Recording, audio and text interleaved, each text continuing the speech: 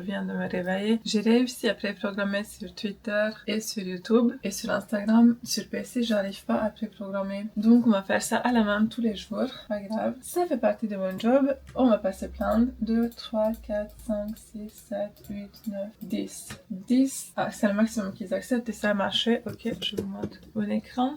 Est-ce que ça a gardé le texte que je veux copier-coller? Bien sûr que non.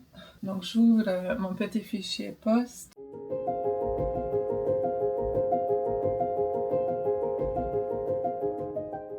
Oui. Ok.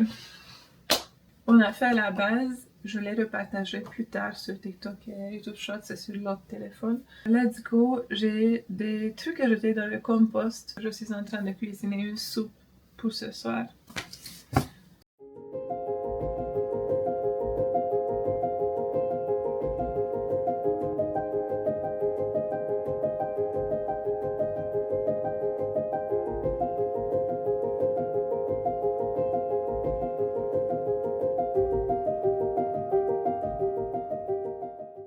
J'ai le cœur brisé parce que j'ai l'impression qu'on va perdre la maison de notre rêve, malgré le fait qu'on peut se le permettre parce que les mensualités seraient les mêmes montants que notre loyer actuel et qu'on gagne 10 fois plus que les mensualités du prêt.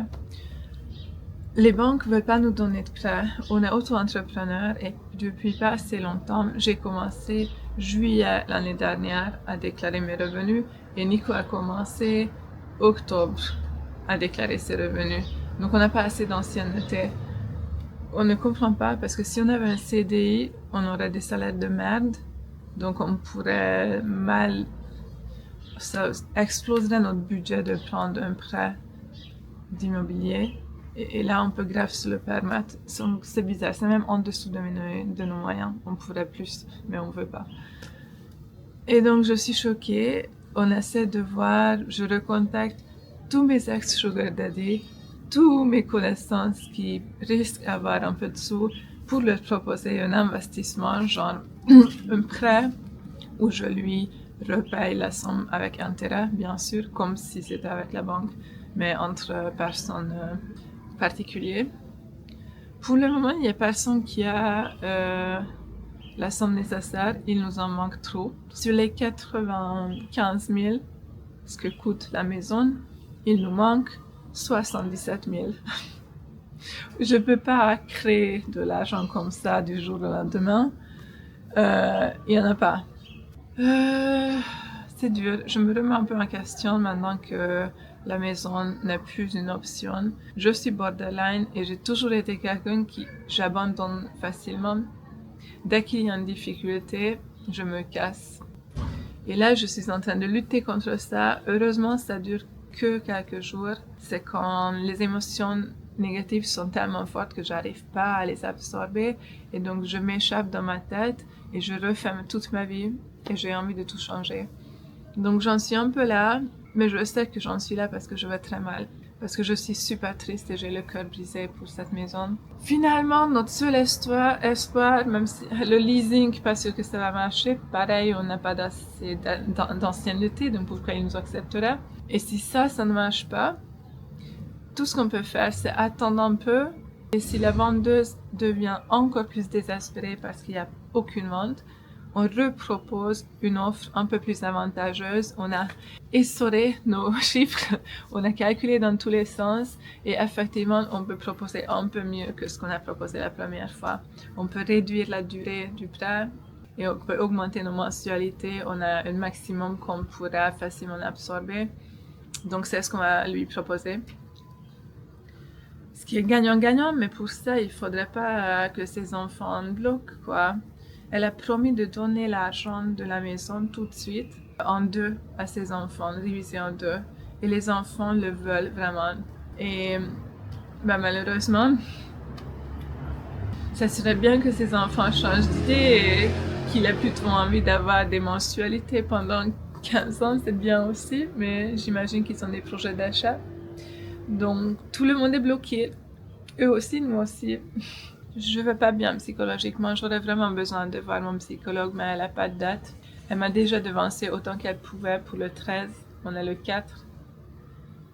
Là, je survis avec des tranquillisants qu'il m'en reste encore une boîte. Et j'en ai pris ce matin parce que j'arrivais pas à dormir. Je me suis réveillée à 2 heures du matin et depuis je dors pas. Ça va pas. Le stress est à un niveau où je sais pas quoi en faire. Je culpabilise aussi parce que en même temps, il y a des choses horribles qui se passent dans le monde. Des parents qui ont eu enterré leurs enfants, leurs petites filles hier matin. Donc, effectivement, mes problèmes, c'est des problèmes de riches et c'est des problèmes qui sont pas des problèmes. Mais j'ai quand même le cœur brisé et j'ai mal et ça reste injuste parce que quelqu'un qui gagne autant pourrait avoir accès à une petite maison à la campagne avec une seule chambre. Genre, c'est pas une baraque avec piscine, c'est pas un château. C'est juste tout ce que j'ai jamais voulu. C'est pas un château, c'est juste ma maison de rêve. Mes rêves qui se prennent la gueule. Euh, relativisons, positivons. L'univers sait ce qui est bien pour nous. Et si c'est pas ça, ça sera quelque chose de mieux. Peut-être que financièrement, ça serait plus avantageux pour nous de continuer à mettre de côté et accroître notre apport. Parce que comme ça, le moment où on prend un prêt, ça sera sur une somme plus petite, vu qu'on a un apport plus important. Et en ce moment, notre apport grandit très vite. Donc, ça, c'est bien. Ça se trouve, en quelques mois, on aura déjà plus de sous, la femme sera plus désespérée et va la vendre. Ou si cette maison est vendue, pour la prochaine, pour laquelle on aura un coup de cœur, on aura un super dossier, beaucoup plus simple à négocier. J'y crois, j'y crois. Entre, vous pouvez emménager juin, juillet, et il faudrait peut-être renoncer à cette maison et attendre 3 ans pour pouvoir acheter. La différence est énormissime et c'est trop pour mon petit cœur. Est-ce que vous avez des conseils? Ceux qui ont vécu des situations comme ça, qui ont visité des maisons, ont trouvé le coup de cœur et n'ont pas pu l'avoir, est-ce que vous avez des pensées rassurantes? Qu'est-ce que vous avez fait comme activité pour essayer de vous recentrer, vous apaiser? Parce que j'ai envie de prendre soin de moi, j'ai envie de gérer ça de façon plus tendre possible. Je sais pas trop quoi faire. J'ai essayé de lire au lieu de scroller sur mon téléphone. J'ai décidé qu'aujourd'hui, je vais vous montrer le jardin. On va semer et on va utiliser mon super outil aérateur du sol.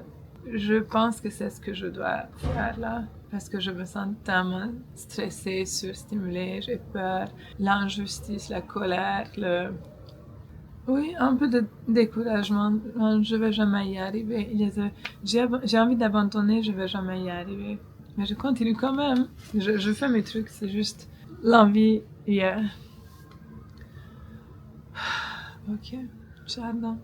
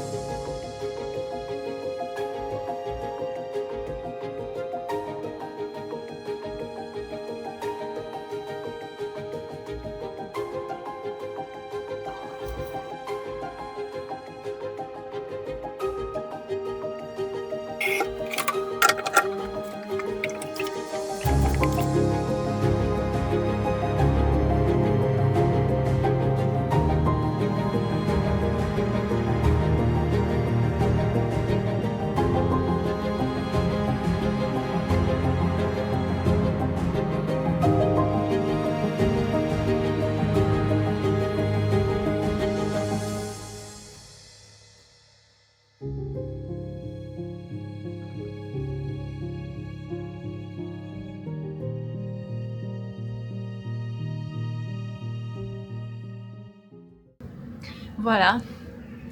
À bientôt. J'ai passé 2 jours entiers à jardiner, mais après il n'y avait plus rien à faire, alors je suis rentrée et j'ai fait une crise. Comment vous faites pour gérer les actualités tout en faisant votre lit, votre travail, vos courses? On devrait tous être en congé de trop de mauvaises nouvelles là.